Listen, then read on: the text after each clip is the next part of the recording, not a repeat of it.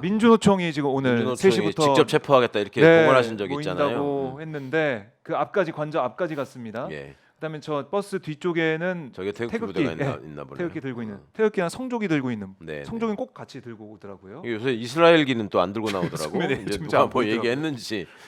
이스라엘기는 뺐는데 네. 성조기 계속 등장을 하고 있고 자 이게 국민들의 민심이고 국민들의 목소리인데 그러니까 사실 의원님께서는 저희가 예. 대선 과정에서 저희가 인터뷰 몇 번 했었고 예. 윤석열 실체에 대해서 계속 말씀 많이 해주셨잖아요. 예.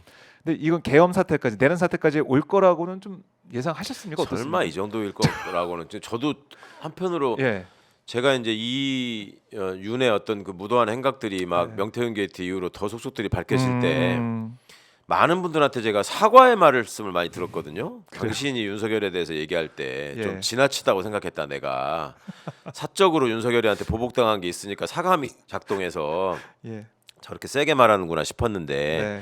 겪어보니까 당신 말하는 것보다 훨씬 심하더라 이런 말씀들을 많이 저한테 하셨는데 네. 저는 지금 저를 자책하고 있어요. 야 나도 윤석열에 대해서 다 몰랐구나. 계엄이라니 세상에. 진짜 눈물 납니다. 눈물 나 진짜. 그 일까지 계엄까지 저지를 줄이야. 설마 했는데. 예 정말 설마 했는데 예. 그런 게 있나 봐요.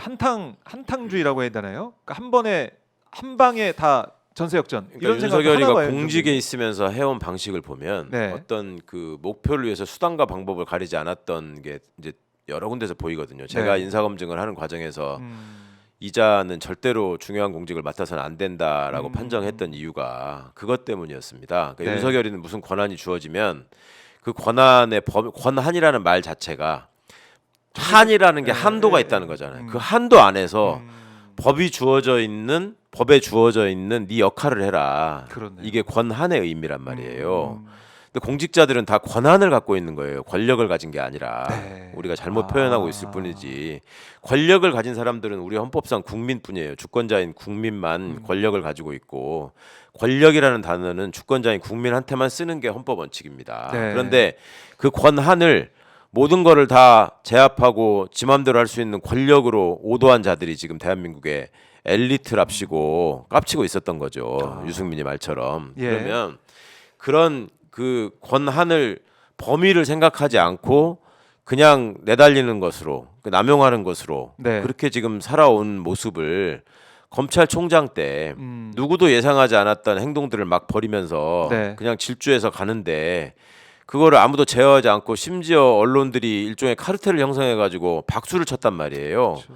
아니 하다못해 추미애 장관의 지위에 대해서 그거는 지들끼리 앉아가지고 나중에 내린 결론이 이거는 형성권이기 때문에 그 즉시 효력이 발동돼가지고 우리가 응해야 된다라는 말을 하는데 3일 걸렸어요. 지들끼리 모여서 회의하고 어쩌고 하면서 네. 그 자체가 이미 헌법과 법률을 그냥 무시한 거였거든요. 그리고 본인들이 불법적인 행동을 했다라는 거를 자임했는데도 네.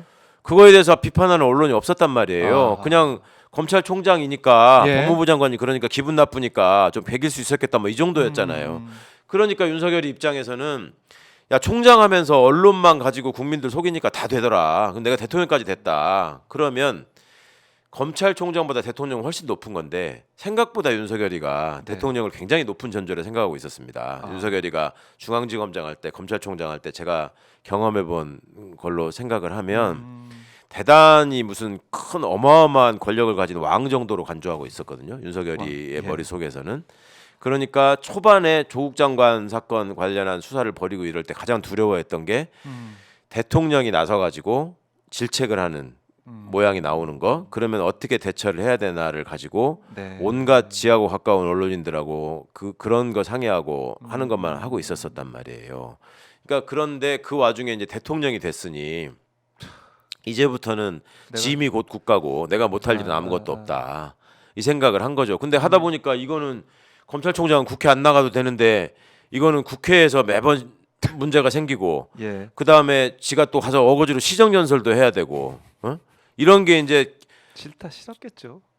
처음 겪어보는 거예요. 네. 그러니까 자기가 상상했던 범위 안에 그런 건 없었던 거야. 그냥 가면은 잘못 알았네. 예, 국힘에 저 본인 표현대로 그 예. 쥐약 먹은 것들처럼 그냥 눈 내리 깔고 고개 조아리고 이런 것만 상상을 했는데 아니야. 그게 안 되니까 이제 60 넘게 살았는데 내가 지금 입고를 당해야 된단 말이야? 이런 생각이 든 거예요. 저놈의 세계관에서는. 내가 왕인데. 네, 그럼요. 어디 감히. 내가 복종할 대상은 유일하게 지금 김건희 하나인데 나한테 지금 자꾸 김건희가 시비 거는 거는 내가 그렇겠지만 다른 것들이 지금 나한테 이런단 말이야. 이 생각을 했단 말이죠, 이놈이. 그러니까 그 와중에 지금 이제 증언들이 나오고 있잖아요. 수시로 비상조치 무슨 계엄 이런 걸 언급했었다. 이게 검찰총장 할 때도 간부들 앉혀놓고 내가 육사를 갔으면 쿠데타 했을 거라고 발설을 했다는 놈 아닙니까? 맞아요. 그러니까 그게 또 연결이 되네. 그 싹이 이제 자라서 이게 완전히 이제 독수가 된 거죠. 정말로.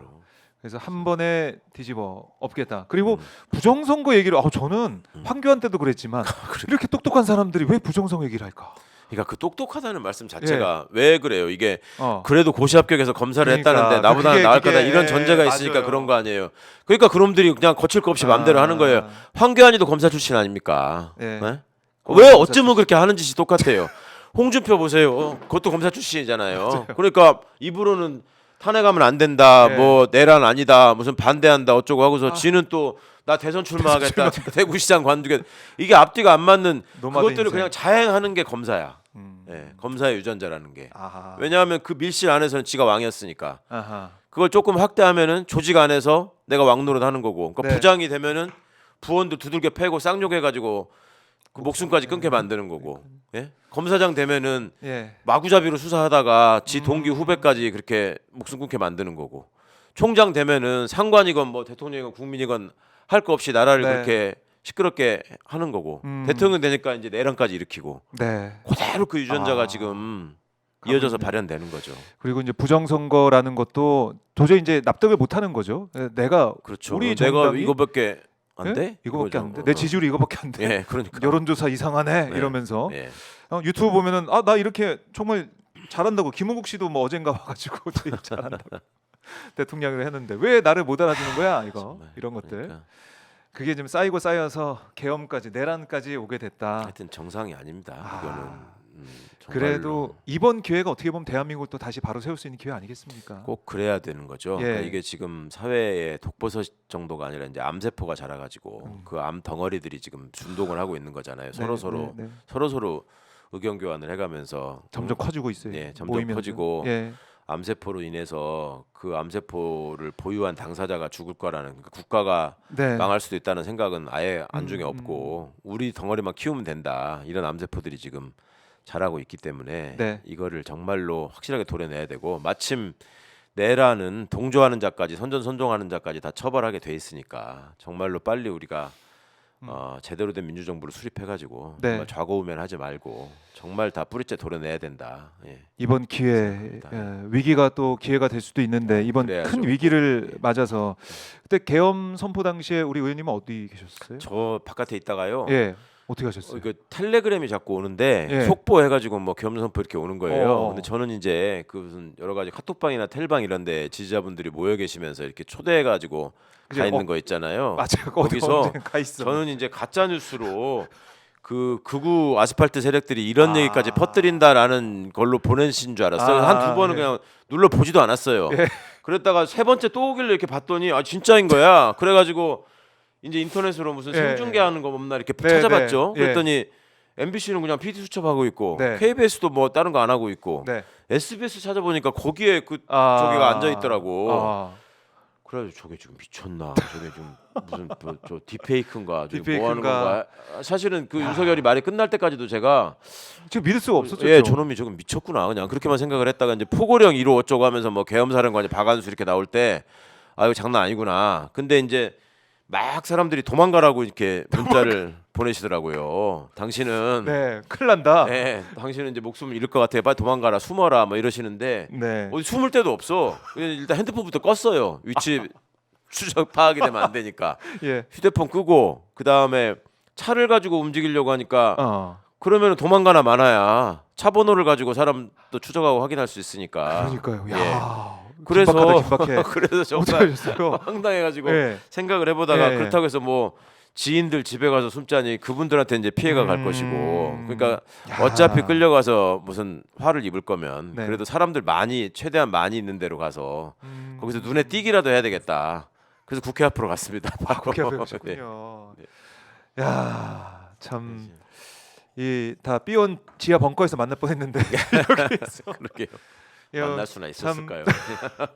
우리 국민들이 이제 대한민국 우리 국민들이 지켜냈습니다. 지켜내고 진짜 그렇죠. 예. 그리고 이번에 기억을- 이 상황들 야, 경험하시면서 예, 그런 거 안 못 느끼시는지 모르겠어요. 이게 음. 을사년이잖아요. 또 새해가 이제 네, 을사오적부터 우리가 표현을 하고 을사늑약 때부터 이제 나라가 망했다라고 생각을 하는데 그때 이 나라를 팔아먹은 매국노들이나 친일파들이 보였던 행동 그것들이 왜 그랬을까?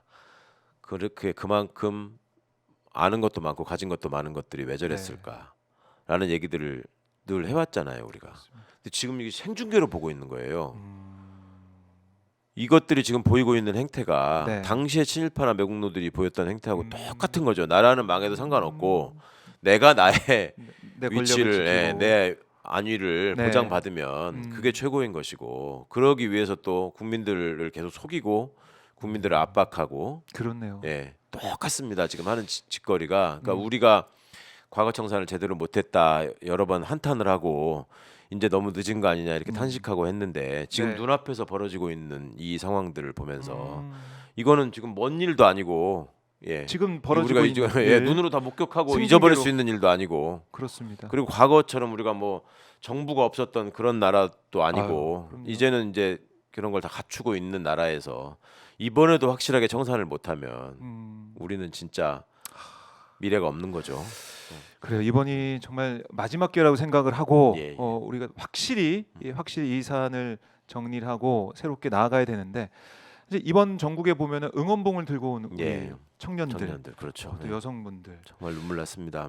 저는 딱 가보니까 정말 생전 처음 보는 응원봉들만 예, 다 예. 있더라고요. 정말 다양하더라고요. 저는 이제 80년대 대학을 다닌 사람으로서 항상 집회나 시위 현장에 가면은 뭔가 부릅뜬 눈, 응? 그 다음에 막 굳센 팔뚝질, 그럼요. 예, 그리고 막 휘날리는 깃발, 뭐 이런 것들이 상징적인 거잖아요. 예. 그 격앙된 목소리, 아, 막 절규하는 외침, 막 이런 아유, 건데, 예. 야 이번에는 뭐 완전히 축제처럼 이렇게 돼서 음, 아 이게 이제 그게 진짜 또- 광장이 새로운 세대들의 이제 장이 됐구나. 네. 되게 뿌듯하기도 하고. 희망이 좀 예. 보이는. 그럼요. 예. 그래서 사실 이제 그런 또 세대들이 계속 있었기 때문에 우리가 나라를 지켜낼 수 있었던 것이고 어찌 보면은 또 과거에 이제 과거부터 앞선 세대들이 또 그런 어떤 그 피를 흘려가면서까지도 쌓아왔던 민주주의에 대한 기억, 민주화의 발전 이런 것들이 아니 저거는 아닌 거 아니야? 이런 생각들을 자연스럽게 우리 젊은이들이 가지게 만든 거잖아요. 네. 그동안 그간에는 그냥 막연하게 니들은 군사 독재를 경험 안 해봐서 그래. 니들 대학 다니면서 최루탄 가스 안 맡아봐서 그래. 그런 얘기 했었어요. 예, 뭐 길거리 지나가다가 가방 검사 안 당해봤지. 네. 그래서 민주주의의 소중함을 모르는 거야. 근데 사실은 다 박혀 있었던 거죠. DNA 안에 새겨져 있었고, 그렇네요. 예, 이번 기회를 통해서 이제 그 소중함을 다시 확인한 거니까 네. 이렇게 직접 경험한 기억이나 이런 것들은 절대 사라지지 않잖아요. 그러니까 우리나라가 그래도 다시 한번 도약할 기회를 잡았다라고 저는 믿습니다. 그러니까 깃발 말씀하셨는데 저도 보면서 뭐 민주 묘총 네, 뭐 이런 그렇죠. 거, 뭐 고양이 뭐 발냄새 뭐 네, 네. 맡는 사람들 모임 뭐 이런 거 해가지고 정말 재기발랄하는 그런 그렇죠. 걸 보면서 뭐 박근혜 대단하다. 탄핵 때도 뭐 그 비슷한 게 많이 있긴 했는데 뭐 예. 비아그라 동호회해가지고 뭐 고산병을 걱정하는 사람들 뭐 이런 거 있었잖아요. 그런데 이제는 이번에 아주 더, 꽃을 피웠더라고요. 예, 네. 8년 만에 더 확 바뀐 네. 우리 국민들의 집회 문화 이것도 볼 수가 있었습니다. 음. 자 이렇게 지금 민주노총 현장도 좀 보면서 저희가 방송을 이어갔었는데 네. 이제 그래도 좀 마무리를 해야 될 시간 같습니다. 아, 예, 예. 벌써 의원님 이렇게 됐군요. 바쁘시니까 예, 거의 뭐 1시간 정도 저희가 말씀을 나누고 현장 예. 상황도 보고 또 지금까지 있었던 것도 좀 정리하면서 분석을 해봤는데 새해가 됐어요. 2025년은 정말 2024년과 달라야겠다라는 다짐도 다시 해보고 예. 끝으로 저희 시청자분들께 꼭 하고 싶은 말씀이나 예. 또 오늘 또 딱 하필이면 공수처가 체포 중지하는 상황이 됐기 때문에 그러게요. 좀 시리에 빠진 우리 국민들 많이 계신데 예. 마지막 말씀 좀 들어보겠습니다. 새해 들어서 오마이뉴스 처음 이렇게 제가 출연하고 인사를 드리는데 네. 무슨 저기 행복하시라는 인사를 드리면서도 여러 가지로 좀 많은 생각이 들고 이 새해의 어떤 희망을 함께 기뻐할 수 없다라는 현실이 너무 착잡하기도 하고 또 한때는 아마 공직에 몸담았던 사람으로서 지금 공직자들이 보여주고 있는 이 참담한 모습이 너무너무 좀 한스럽습니다. 그러니까 제가 공직기강 비서관으로 있을 때는 경호처 직원들을 징계하고 처벌하는 것도 다 제 소관이었는데 어찌 지금 저런 경호처의 모습을 오늘까지 봐야 되나 싶은 생각이 들어서 네. 참 참담했는데요. 그럼에도 불구하고 우리는 이 땅에서 이 터전에서 갖고 왔던 세계가 부러워하는 민주주의와 민주화의 역사가 있었고 그 혼들이 지금 나라를 지켜내고 반드시 발전시킬 거라고 믿고요. 그리고 제가 경험한 새해 첫날로 그러니까 카운트다운을 하지 않았던 제 기억에 지금 두 번째 해인 것 같습니다. 과거에 그 예전에 김영삼 집권 후에 50비리 청문회, 뭐 광주항쟁 관련 청문회 이런 거에 끝판으로 전두환이가 국회에 출석해가지고 뭐 입장 발표를 한다고 12월 31일 날 말도 안 되는 그 변명의 문장을 읽어내려갈 때가 있었는데요. 네. 그러고 나서 그 다음 날 새해가 밝았거든요.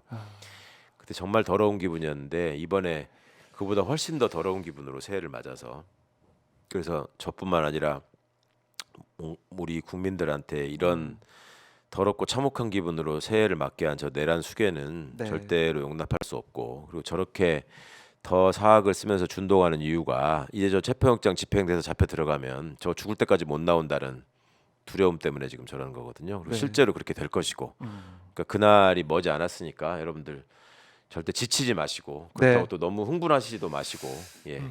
참 하여튼 끈질기게 꼭 지켜보고 격려하고 응원하고 또 질타해 주시면 그래도 우리가 해낼 수 있을 겁니다. 그리고 우리가 어떤 나라인데요. 예. 알겠습니다. 그 희망을 가지고 또 힘을 내보도록 하겠습니다. 예. 의원님 말씀 잘 들었습니다. 예, 불러주셔서 감사합니다. 다음에 또 뵙겠습니다. 예, 또 뵙겠습니다. 네, 고맙습니다. 감사합니다. 예.